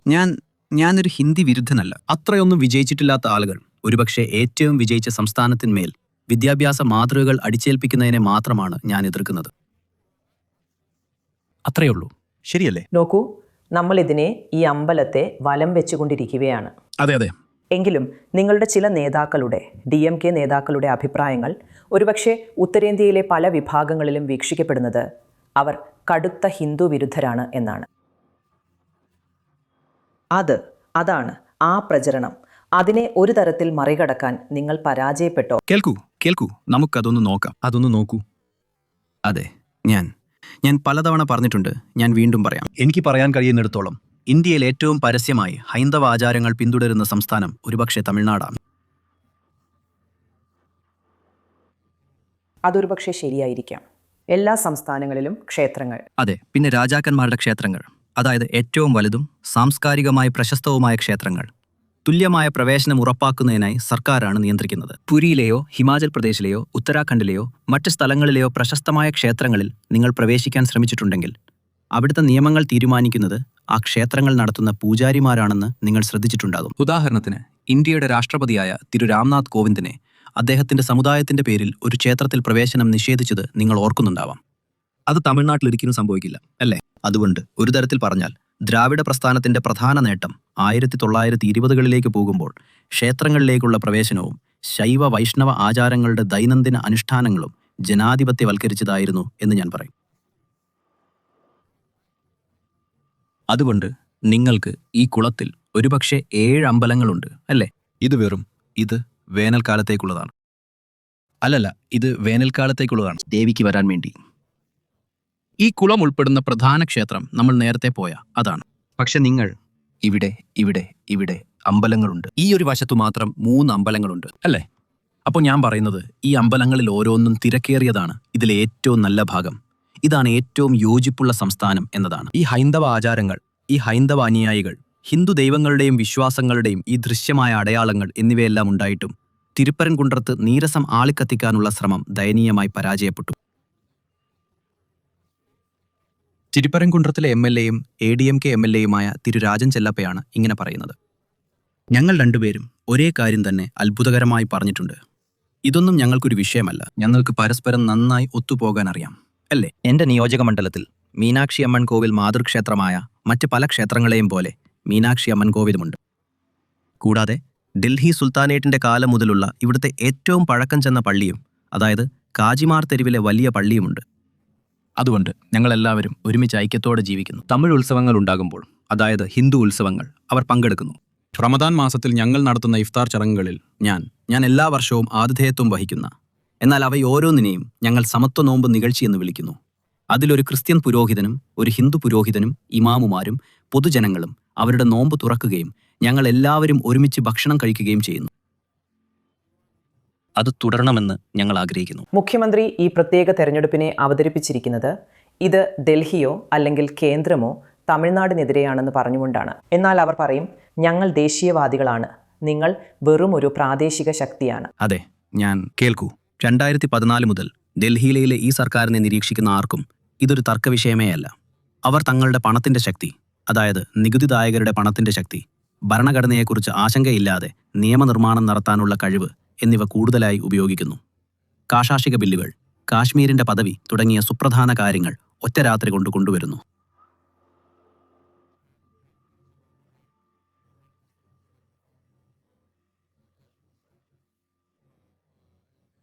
എന്താണത്? CIA. അതുകൊണ്ട് ഞാൻ പറയും, ഇന്ത്യയുടെ ചരിത്രത്തിൽ ഭരണഘടനയെ ഏറ്റവും കുറച്ച് പിന്തുടരുന്ന, സംവാദത്തിൽ വിശ്വസിക്കുന്ന, പണം തുല്യമായി വിതരണം ചെയ്യുന്ന ഒരു സർക്കാരാണ് ഇതെന്ന് വളരെ വ്യക്തമാണ്.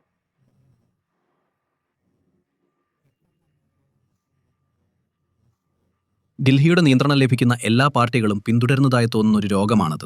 കോൺഗ്രസിന്റെ പ്രവർത്തനങ്ങൾക്ക് ഒരു വലിയ ചരിത്രമുണ്ട്. അതിൽ മിസ നിയമവും അടിയന്തരാവസ്ഥയും ഉൾപ്പെടുന്നു. പക്ഷേ ഈ ഘട്ടത്തിൽ മുഖ്യമന്ത്രി പറയാൻ ശ്രമിക്കുന്നത് ഇതാണ്: BJP നേരിട്ടോ അല്ലെങ്കിൽ ADM കേസ് പോലെയുള്ള ഒരു നിർബന്ധിത സഖ്യത്തിലൂടെയോ ഭരിക്കുന്ന സംസ്ഥാനങ്ങൾക്ക് എന്ത് സംഭവിക്കുമെന്ന് നമ്മൾ കണ്ടിട്ടുണ്ട്.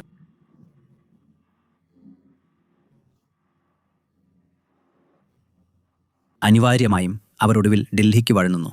അത് സംസ്ഥാനത്തിനും ജനങ്ങൾക്കും ശരിയായതിനേക്കാൾ BJPക്ക് ശരിയായതാണ്. അതുകൊണ്ട് മുഖ്യമന്ത്രിയുടെ കയ്യിൽ 10-ലധികം വർഷത്തെ ഡാറ്റയും തെളിവുകളും പ്രവർത്തനങ്ങളുമുണ്ട്. ഞങ്ങളുടെ ഒരുപാട് ബില്ലുകൾ ഗവർണർ തടഞ്ഞുവെച്ചു. ഞങ്ങളുടെ വളരെയധികം ഫണ്ടുകൾ ഡൽഹി അനുവദിച്ചില്ല. അതിനെ അടിസ്ഥാനമാക്കി അദ്ദേഹം പറയുന്നു, നിങ്ങളൊരു ഡൽഹി സഖ്യത്തെ, ഡൽഹി പാർട്ടിയെ അനുവദിച്ചാൽ. ആ മാതൃകയും നിങ്ങൾ എതിർക്കുന്നൊരു കാര്യമാണ്. ഗവർണറുടെ പദവി ദുരുപയോഗം ചെയ്യപ്പെടുന്നു. അതിനാൽ ഗവർണറുടെ പദവി ആദൗ ആവശ്യമുണ്ടോ എന്നത്. അതെ, ഞങ്ങൾ അദ്ദേഹത്തെ കോടതിയിൽ കൊണ്ടുപോയി, അല്ലേ? പ്രസിഡൻഷ്യൽ റെഫറൻസ് വരുന്നതുവരെ അതുവരെ ഞങ്ങൾ സുപ്രീം കോടതിയിൽ വിജയിച്ചു. സുപ്രീം കോടതി വളരെ വ്യക്തമായി ഒരു സമയപരിധി ഉണ്ടായിരിക്കണമെന്ന് അസന്ദിഗ്ധമായി പറഞ്ഞു. അദ്ദേഹം സ്വയം ഒരു അതോറിറ്റി അല്ല. ഒരു സംസ്ഥാനത്തെ തെരഞ്ഞെടുക്കപ്പെട്ട ഗവൺമെന്റിന് മുകളിൽ തെരഞ്ഞെടുക്കപ്പെടാത്ത ഒരാൾക്ക് എപ്പോഴാണ് തീരുമാനിക്കാൻ കഴിയുന്നത്, അല്ലേ? അപ്പോൾ ഇതൊന്നും ചർച്ച ചെയ്യാൻ മാത്രം മൂല്യമുള്ള വിഷയങ്ങളല്ല. എനിക്ക് തോന്നുന്നത് തെളി, അതായത് ചിലപ്പോൾ അതെന്നെ വിഷമിപ്പിക്കുന്നു, അല്ലേ? ഇതൊരുമാതിരി, നിങ്ങൾക്കറിയാമല്ലോ, എന്നോട് എത്ര തവണ ചോദിച്ചാലും കറുപ്പാണ്. കറുപ്പ് എപ്പോഴും കറുപ്പ് തന്നെ. 20 വർഷം, 15 വർഷം കറുപ്പാണോ എന്ന് നമ്മൾ എന്തിനു ചോദിച്ചുകൊണ്ടേയിരിക്കണം? കറുപ്പ് എപ്പോഴും കറുപ്പ് തന്നെയായിരിക്കും. 100ാമത്തെ തവണ എന്നോട് ചോദിച്ചാലും അത് ചാരനിറമാകുമെന്ന് അർത്ഥമില്ല. കറുപ്പാണ്, അല്ലേ? ശരി, ഇതൊരുപക്ഷെ തുടക്കത്തിൽ വരേണ്ടതായിരുന്നു. പക്ഷെ നിങ്ങൾ ദ്രാവിഡൻ മോഡൽ 2.0 എന്ന് പറഞ്ഞപ്പോൾ അതെ, അത് എന്തെങ്കിലും ആണോ? എന്താണ് രാജ്യത്തെ മറ്റേതൊരു വികസന മാതൃക?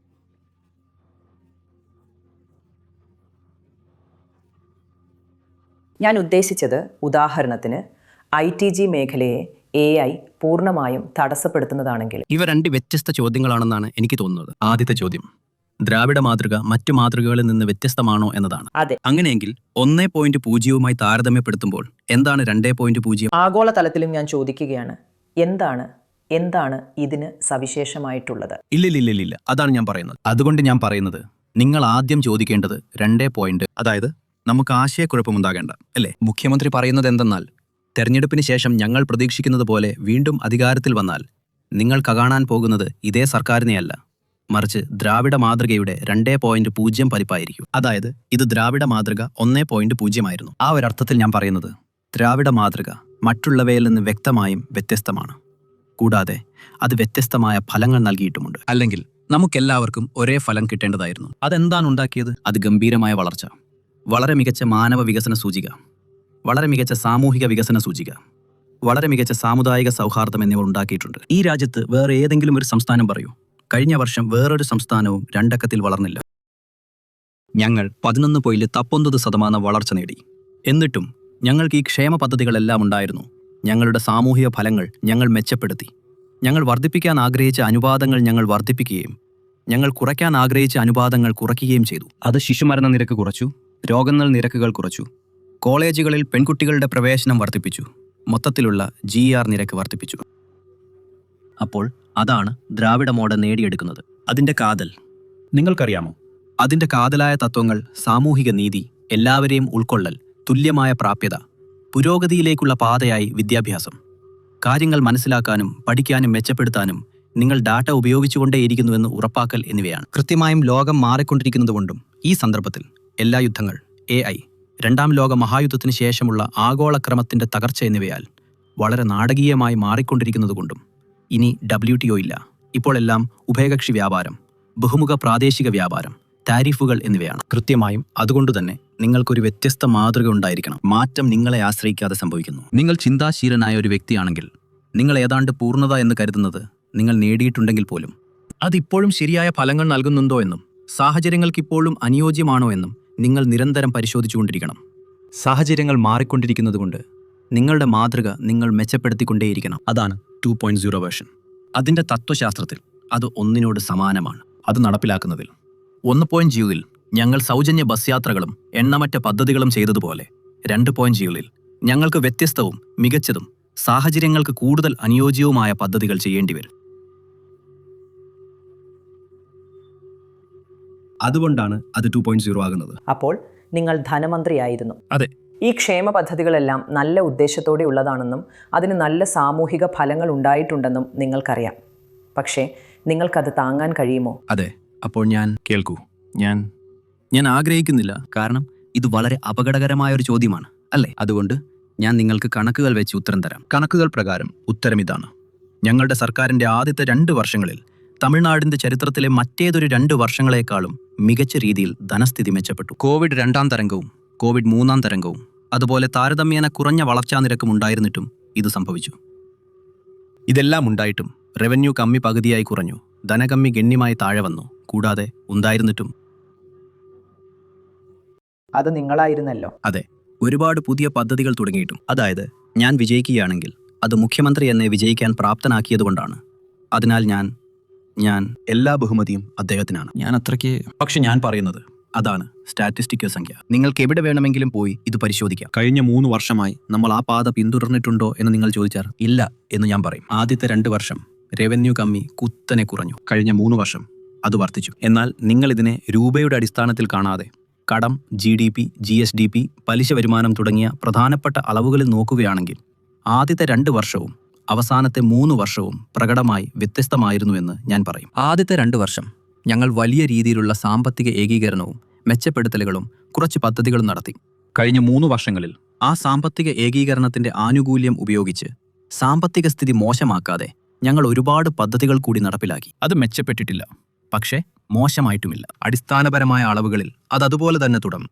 ഇൻ ഗണിതശാസ്ത്രപരമായ സംഖ്യകളിൽ, ഗണിതത്തിൽ അത് വഷളായി. പക്ഷേ അതെല്ലാം മാറുന്നതുകൊണ്ടാണ്, അല്ലേ?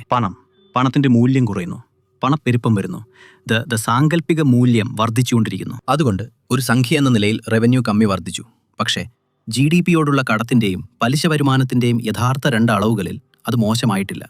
അത് മാറ്റമില്ലാതെ തുടരുകയോ അല്ലെങ്കിൽ നേരിയ തോതിൽ മെച്ചപ്പെടുകയോ ചെയ്തിട്ടുണ്ട്. അത് ആദ്യത്തെ 2 വർഷത്തെ മെച്ചപ്പെടുത്തൽ കാണിക്കുന്നില്ല, പക്ഷെ പദ്ധതികൾ കാണിക്കുന്നത് നിങ്ങൾക്കറിയാമോ? വ്യത്യസ്ത ഘട്ടങ്ങളിൽ നിങ്ങൾ വ്യത്യസ്ത കാര്യങ്ങൾ ചെയ്യണം എന്നാണ്. പിന്നെന്താണ് നിങ്ങളുടെ? ഇല്ലില്ല, പക്ഷേ കഴിഞ്ഞ 5 വർഷങ്ങളിൽ നിങ്ങളുടെ പരാജയങ്ങൾ എന്തൊക്കെയായിരുന്നു? പക്ഷെ ഞാൻ പറയും.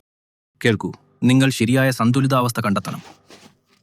അവസാനം നിങ്ങൾ ചെയ്തത് ശരിയാണോ തെറ്റാണോ എന്ന് ഫലങ്ങൾ നിങ്ങളോട് പറയും. നാം എല്ലാവരും ചില സിദ്ധാന്തങ്ങളുമായി വരുന്നു, അല്ലേ? നമ്മുടെ വളർച്ചാ നിരക്ക് കുറവായിരുന്നെങ്കിൽ നിങ്ങൾ പറയും, നിങ്ങൾ എന്തിനാണ് നിങ്ങൾ ചെയ്യുന്ന കാര്യം ചെയ്യുന്നത്? നമ്മുടെ വളർച്ചാ നിരക്ക് ഉയർന്നതാണെങ്കിൽ ഇത് വെറും ഭാഗ്യം കൊണ്ടാണെന്ന് നിങ്ങൾ എന്നോട് പറയുന്നില്ലെങ്കിൽ അതിന് സാധ്യതയില്ല. എന്തുകൊണ്ടാണ് മറ്റു സംസ്ഥാനങ്ങൾക്കെല്ലാം ആ ഭാഗ്യം ലഭിക്കാതിരുന്നത്? നമ്മൾ ഒരേ രാജ്യത്തിന്റെ ഭാഗമാണ്. ഞങ്ങളെന്തോ ശരിയായി ചെയ്യുന്നുണ്ടാകണം. അതുകൊണ്ട് ഞാൻ പറയുന്നത് ആ അർത്ഥത്തിൽ നമ്മൾ ചെയ്തതെന്താണോ അത് ഈ ഫലത്തിൽ കലാശിച്ചു. ഇനി വീഴ്ചകളും അങ്ങനെയുള്ള കാര്യങ്ങളും ഇവിടെ ഇരുന്ന് നിങ്ങളോട് പറയാൻ പോകുന്ന ഒരു രാഷ്ട്രീയക്കാരനുമില്ല എന്തെങ്കിലും വീഴ്ചകളെക്കുറിച്ച്. അതുകൊണ്ട് ഒന്നുകിൽ ഞാൻ ഉള്ളതിലും മണ്ടനാണെന്ന് നിങ്ങൾ കരുതുന്നു, അല്ലെങ്കിൽ നിങ്ങൾ ഉള്ളതിലും മിടുക്കനാണ്. ഞാൻ ആ ചോദ്യത്തിലേക്ക് കടക്കുന്നില്ല. ശരി. അതെ. അപ്പോൾ ഇതൊരു തെരഞ്ഞെടുപ്പാണ്. ഈ തെരഞ്ഞെടുപ്പിനും മറ്റു 3 സംസ്ഥാനങ്ങൾക്കും ഒരു കേന്ദ്രഭരണ പ്രദേശത്തിനും വേണ്ടിയുള്ള നിങ്ങളുടെ പ്രവചനം. കേൾക്കൂ, താരതമ്യേന അറിവുള്ള ഒരാളുടെ ആദ്യ ലക്ഷണം തനിക്കറിയാവുന്ന കാര്യത്തിൽ ഉറച്ചു നിൽക്കുക എന്നതാണ്. അതുകൊണ്ട് എനിക്കെൻ്റെ നിയോജക മണ്ഡലത്തെയാണ് ഏറ്റവും നന്നായി അറിയാവുന്നത്. എൻ്റെ ജില്ലയെ അത്രത്തോളം നന്നായി അറിയില്ല. പക്ഷെ ഭേദപ്പെട്ട രീതിയിൽ അറിയാം. എൻ്റെ സംസ്ഥാനത്തെക്കുറിച്ചും സാമാന്യം അറിയാം. ഞാൻ IT വിങ്ങിൻ്റെ സ്ഥാപക സെക്രട്ടറി ആയിരുന്നു. കൂടാതെ സംസ്ഥാന വ്യാപകമായ വിശകലനവും പ്രചാരണവും നടത്തിയിരുന്നു. കുറച്ചു കാലത്തേക്ക് പരസ്യ പ്രചാരണങ്ങളും മാധ്യമ പ്രചാരണങ്ങളും മാത്രം. അതുകൊണ്ട് എൻ്റെ നിയോജക മണ്ഡലത്തെ സംബന്ധിച്ചിടത്തോളം ഞാൻ വളരെ കംഫർട്ടബിൾ ആണ്. ഞാൻ ഒരുപാട് സർവേകൾ നടത്തിയിട്ടുണ്ട്. ഞാൻ എല്ലായ്പ്പോഴും ഗ്രൗണ്ടിലുമുണ്ട്. മധുരയെയും തെക്കൻ പ്രദേശങ്ങളെയും സംബന്ധിച്ചിടത്തോളം വീണ്ടും ഞാൻ വളരെ കംഫർട്ടബിൾ ആണ്. സംസ്ഥാനത്തെ സംബന്ധിച്ചിടത്തോളം എല്ലാ സർവേകളും സൂചിപ്പിക്കുന്നത് പോലെ മുഖ്യമന്ത്രി ഞങ്ങളോട് ഞങ്ങളുടെ ലക്ഷ്യം പറഞ്ഞിട്ടുള്ളതുപോലെയും ഞങ്ങൾ സർക്കാരിനെ പരിഷ്കരിക്കും എന്ന കാര്യത്തിൽ എനിക്ക് നല്ല ആത്മവിശ്വാസമുണ്ട്. മറ്റ് സംസ്ഥാനങ്ങളെ സംബന്ധിച്ച് ഒരു അഭിപ്രായം പറയാൻ മാത്രം ഉൾക്കാഴ്ച എനിക്കില്ല. അറിയാമല്ലോ, അറിവില്ലാത്ത കാര്യങ്ങളെക്കുറിച്ച് സംസാരിക്കാതിരിക്കുന്നതാണ് നല്ലത്. ശരി, ഇപ്പോൾ മൂന്നാമത്തെ തെരഞ്ഞെടുപ്പ്. നിങ്ങൾ രാഷ്ട്രീയം ആസ്വദിക്കാൻ തുടങ്ങിയിരിക്കുന്നു. നിങ്ങൾ ഏതാണ്ട് യാദൃശ്ചികമായി രാഷ്ട്രീയക്കാരനായതാണെന്ന് പറഞ്ഞിരുന്നല്ലോ. അതെ. നിങ്ങളിപ്പോൾ ചെയ്യുന്ന കാര്യങ്ങൾ ആസ്വദിക്കാൻ തുടങ്ങിയോ? തീർച്ചയായും നിങ്ങൾ ആസ്വദിച്ചിട്ടുണ്ടാകും. നിങ്ങൾക്കറിയാമല്ലോ, നിങ്ങൾ ചെയ്ത ഇൻവെസ്റ്റ്മെൻറ്റ്, ബാങ്കിങ്, നിങ്ങൾക്ക് നേരത്തെ ഉണ്ടായിരുന്ന കരിയർ. അതെ, സത്യത്തിൽ ഞാൻ വന്നപ്പോൾ എൻ്റെ 50-ാം വയസ്സിൽ ഏകദേശം 30 വർഷം പ്രവാസിയായിരുന്നു എന്നും പല ഇടങ്ങളിലായി പല ജോലികൾ ചെയ്തതിനും ശേഷം ഞാൻ ആദ്യമായി തിരഞ്ഞെടുപ്പ് രാഷ്ട്രീയത്തിൽ മത്സരിക്കുന്നു എന്ന അർത്ഥത്തിൽ ഞാൻ അസാധാരണനായിരുന്നു എന്ന് പറഞ്ഞിരുന്നു. കൂടാതെ 10 വർഷം കഴിഞ്ഞ് വിട്ടുപോകും എന്നതായിരുന്നു അന്ന് ഞാൻ പ്രഖ്യാപിച്ച എൻ്റെ ഉദ്ദേശം. ഞാൻ പറഞ്ഞു, ഞാൻ 50-ൽ വരുന്നു, 60-ൽ വിരമിച്ച് ഏതെങ്കിലും സ്വകാര്യ സംരംഭത്തിലേക്ക് എൻ്റേതായതോ സാമ്പത്തിക രംഗത്തേക്കോ മറ്റോ മടങ്ങിപ്പോവും. വാസ്തവത്തിൽ ഭാഗികമായി മധുരയിലെ ജനങ്ങൾക്ക് വേണ്ടി ഞാൻ കാണാൻ ആഗ്രഹിച്ച ഫലങ്ങൾ കാണാൻ എനിക്ക് കഴിയാത്തതുകൊണ്ടും, കൂടാതെ അവസാനം എല്ലാ രാഷ്ട്രീയവും പ്രാദേശികമാണ്. നിങ്ങളുടെ ആദ്യത്തെ കടമ നിങ്ങളുടെ വോട്ടർമാരോടാണ് എന്നതിനാലും എൻ്റെ നിയോജക മണ്ഡലത്തിനു വേണ്ടി എനിക്കുണ്ടായിരുന്ന എല്ലാ അഭിലാഷങ്ങളും നിറവേറ്റാൻ എനിക്ക് സാധിച്ചിട്ടില്ല എന്ന് ഞാൻ പറയും. അതുകൊണ്ട് കൂടുതൽ വ്യക്തിപരമായ ആഡംബരവും സൗകര്യവുമുള്ള ഒരു ജീവിതത്തിലേക്ക് നിങ്ങൾക്കറിയാമല്ലോ, താരതമ്യേന എന്ന നിലയിൽ ഞാൻ വിരമിക്കുന്നത് ഉത്തരവാദിത്തമില്ലായ്മയും അല്പം സ്വാർത്ഥതയുമായിരിക്കുമെന്ന് എനിക്ക് തോന്നി. രാഷ്ട്രീയം വളരെ അധ്വാനം ആവശ്യമുള്ള ഒരു തൊഴിലാണ്, തീർച്ചയായും. അതെ. അപ്പോൾ അതെ, പിന്നെ തീർച്ചയായും ആഗോള സാമ്പത്തിക രംഗത്ത് കൂടുതൽ ശമ്പളം ലഭിക്കും, അറിയാമല്ലോ. അതുകൊണ്ട് ആ ഒരർത്ഥത്തിൽ ഞാനൊരു രാഷ്ട്രീയം വളരെ ആസക്തി ഉളവാക്കുന്ന ഒന്നുകൂടിയാണ്. എനിക്കറിയില്ല. എന്നെ സംബന്ധിച്ചിടത്തോളം അത് പ്രധാനമായും 2 കാര്യങ്ങളായിരുന്നു എന്ന് ഞാൻ പറയും. ഞാൻ നേടേണ്ടത് നേടിയിട്ടില്ലെന്നും എൻ്റെ പൂർവികർ എന്നിൽ നിന്ന് പ്രതീക്ഷിക്കുമായിരുന്നത് നിറവേറ്റിയിട്ടില്ലെന്നും എനിക്ക് തോന്നി. എൻ്റെ അച്ഛൻ്റെ വലിയ സംഭാവന ആദ്യമായും പ്രധാനമായും മധുരയ്ക്കാണ്. അദ്ദേഹം സ്പീക്കറായിരുന്ന 5 വർഷം കൊണ്ട് ചെയ്ത കാര്യങ്ങൾ, അതുപോലൊരു പൈതൃകം എൻ്റെ മക്കൾക്ക് വേണ്ടി അവശേഷിപ്പിക്കാൻ ഞാനും ആഗ്രഹിക്കുന്നു. പക്ഷെ രണ്ടാമതായി ഞാൻ കരുതുന്നു, ഇത് കൂടുതൽ അർത്ഥവത്തായ ഒരു ജോലിയാണെന്ന് ഞാൻ ഏറ്റുപറയണം. ഞാൻ ഇതുവരെ ചെയ്ത എന്തിനേക്കാളും ആ ഒരർത്ഥത്തിൽ ഞാൻ ധനമന്ത്രിയായിരുന്നപ്പോൾ അതൊരു വ്യത്യസ്ത മാതൃകയിലായിരുന്നു. കാരണം ഞാൻ പല വകുപ്പുകളുടെയും മന്ത്രിയായിരുന്നു.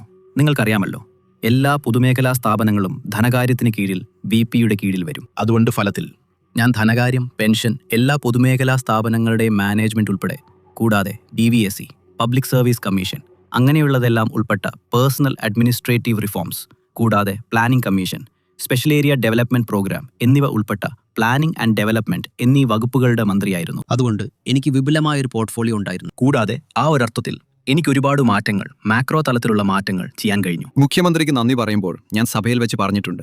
ഞാൻ പറഞ്ഞു, തീർച്ചയായും അതെല്ലാം അദ്ദേഹത്തെ കൊണ്ടായിരുന്നു. അദ്ദേഹമാണ് എന്നെ ഇവിടെ കൊണ്ടുവന്നത്, എന്നെ ശാക്തീകരിച്ചത്, എനിക്ക് വകുപ്പുകൾ തന്നത്, മാറ്റങ്ങൾ കൊണ്ടുവരാൻ എന്നെ അനുവദിക്കുന്ന അത്രയും എന്നെ സംരക്ഷിച്ചത്. പക്ഷെ അങ്ങനെയൊക്കെ പറഞ്ഞെങ്കിലും എൻ്റെ വലിയ നേട്ടം എന്നത് ഞാൻ 2 വർഷം കൊണ്ട് മറ്റേതൊരു 20 വർഷത്തേക്കാളും കൂടുതൽ മാറ്റം പല തലങ്ങളിൽ കൊണ്ടുവന്നു എന്നതാണ് എന്ന് ഞാൻ പറയും. അതുകൊണ്ട് അത് വളരെ സംതൃപ്തി നൽകുന്ന ഒന്നായിരുന്നു. കഴിഞ്ഞ 3 വർഷം ഒരു വ്യത്യസ്തമായ പാതയിലായിരുന്നു. കാരണം അതത്ര തമിഴ്നാട് സർക്കാർ IT-യെ മറ്റുള്ളവയിൽ നിന്ന് വേർതിരിക്കുന്ന രീതി കാരണം അതൊരു താരതമ്യേന ചെറിയൊരു വകുപ്പായിരുന്നു മറ്റ് സംസ്ഥാനങ്ങളെ അപേക്ഷിച്ച്. പക്ഷേ നിങ്ങൾക്കറിയാമോ, ഈ അഗാധമായ സംതൃപ്തി എന്തെന്നാൽ ഒരു മൈക്രോ തലത്തിൽ, ഒരു വ്യക്തിഗത തലത്തിൽ നമുക്ക് ഒരുപാട് കാര്യങ്ങൾ ചെയ്യാൻ കഴിയുന്നു എന്നതാണ്, അല്ലേ? ഒരു മന്ത്രിയാവുക എന്നത് ഒരു വലിയ പദവിയാണ്, പ്രത്യേകിച്ച് എൻ്റെ നേതാവിൻ്റെ പിന്തുണ കൊണ്ടും എൻ്റെ ആദ്യത്തെ 2 വർഷത്തെ ട്രാക്ക് റെക്കോർഡ് കൊണ്ടും. അതെ, ഈ സംവിധാനത്തിൽ എനിക്ക് നല്ല ബന്ധങ്ങളുണ്ട്. അതുകൊണ്ട് എനിക്ക് എല്ലാ ദിവസവും സംതൃപ്തി നൽകുന്ന രീതിയിൽ സൂക്ഷ്മതലത്തിലുള്ള നല്ല കാര്യങ്ങൾ ചെയ്യാൻ കഴിയുന്നു. മാത്രമല്ല, ഇത് കൂടുതൽ അർത്ഥവത്താണ്. തീർച്ചയായും പുതിയ ആശയങ്ങൾ കണ്ടെത്തുന്നത്, ഗ്ലോബൽ ഫിനാൻസ് ചെയ്യുന്നത്, അതുപോലെ ആളുകളുടെ കരിയറിനെ സഹായിക്കുന്നതുമൊക്കെ വളരെ നല്ലതാണ്. പക്ഷെ നിങ്ങൾക്ക് വിജയിൻ്റെയോ ദുരന്തറിൻ്റെയോ സിനിമകൾ കാണാൻ അവസരം കിട്ടില്ല. അതെ, അത് ആ കരിയറിലും ഇല്ല, ഈ കരിയറിലും ഇല്ല.